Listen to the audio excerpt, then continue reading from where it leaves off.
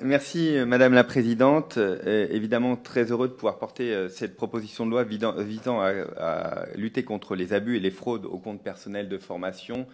J'y associe l'ensemble de mon groupe Renaissance, et évidemment Bruno Fuchs et Thomas Mesnier et l'ensemble de la majorité qui porte conjointement ce texte qui, je crois, est attendu. Les sollicitations répétées par SMS, par mail, harcèlement téléphonique, offres trompeuses, vous promettant une formation gratuite via votre compte personnel de formation.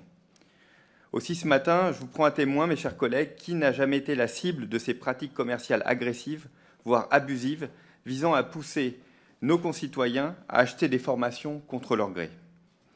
Malheureusement, les témoignages se succèdent sur les tentatives d'arnaque ou d'escroquerie pour dérober les crédits du CPF. C'est intolérable. Pourtant, la loi de 2018 pour la liberté de choisir son avenir professionnel poursuivait un objectif clair, que la formation professionnelle soit plus accessible et plus lisible pour les actifs, notamment en transformant le compte personnel de formation en euros.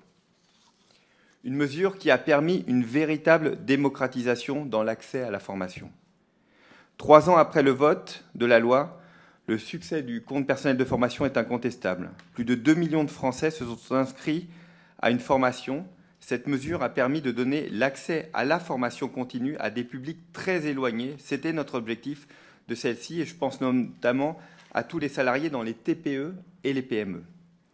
Aujourd'hui, il est urgent de légiférer contre les pratiques commerciales abusives qui mettent en péril la lisibilité et la crédibilité du dispositif. Nous devons donner plus de moyens à l'État, à la Caisse des dépôts et à France Compétences pour contrôler les fraudes et tout simplement interdire le démarchage abusif, je dis bien abusif, qu'il soit par téléphone, par SMS ou par courriel. Protéger nos concitoyens contre les abus et les fraudes, telle est notre responsabilité en tant que législateur. Notre groupe votera donc évidemment en faveur de ce texte. Je vous remercie. Très bien, merci Monsieur le